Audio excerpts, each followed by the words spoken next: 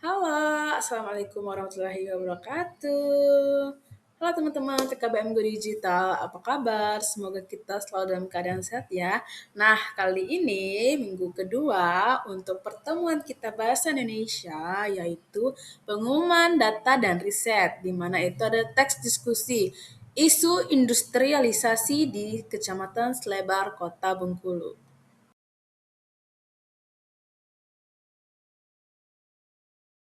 Nah, untuk misi minggu kedua ini yaitu eksplorasi dengan mencari data valid tentang dampak industri di Kecamatan Slebar.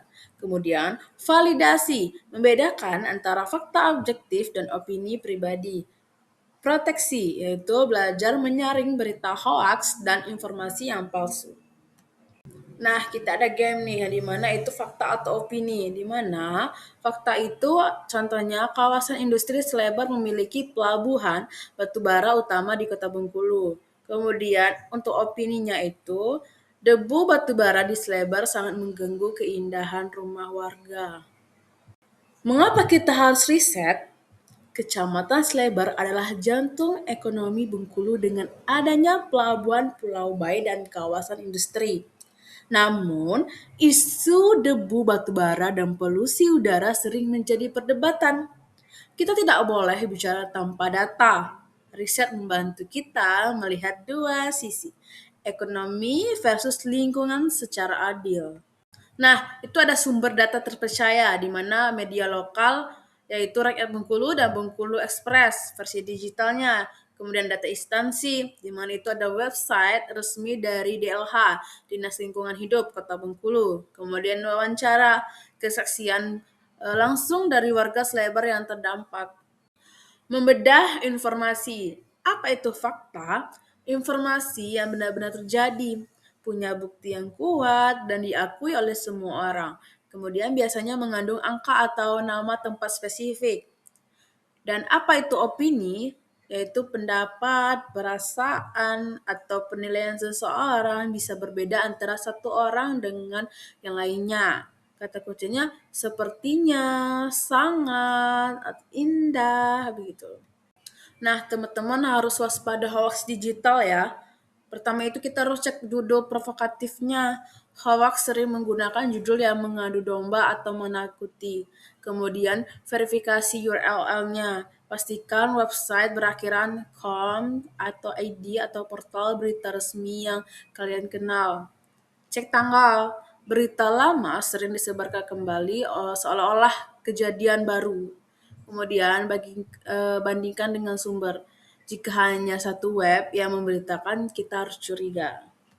Tools sang detektif. Gunakan Google dengan kata kunci keyword yang tepat agar data muncul relevan. Contoh keywordnya yaitu dampak debu batu bara selebar rakyat Bengkulu. Kemudian manfaat industri bagi warga selebar Bengkulu. Dan data polusi udara Kota Bengkulu 2024.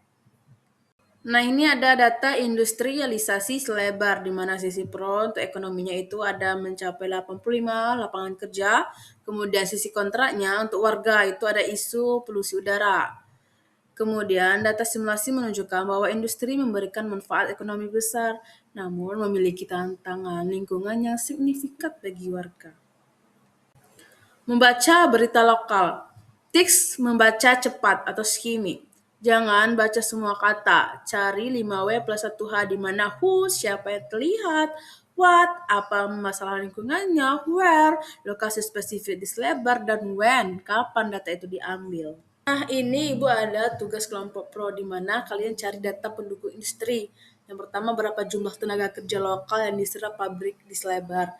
Kemudian, apa kontribusi pelabuhan Pulau Bayi bagi pendapat daerah.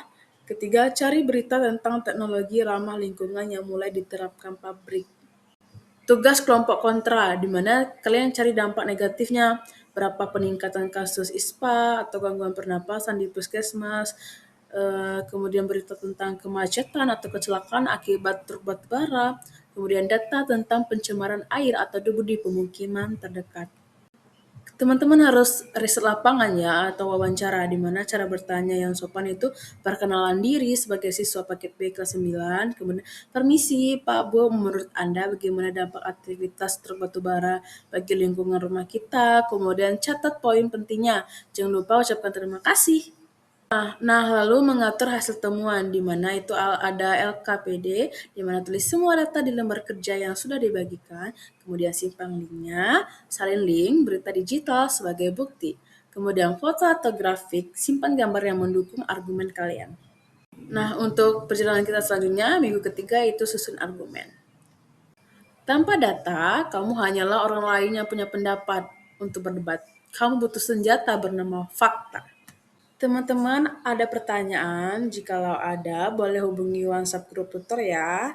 Saya pamit undur diri. Wassalamualaikum warahmatullahi wabarakatuh. See you minggu depan.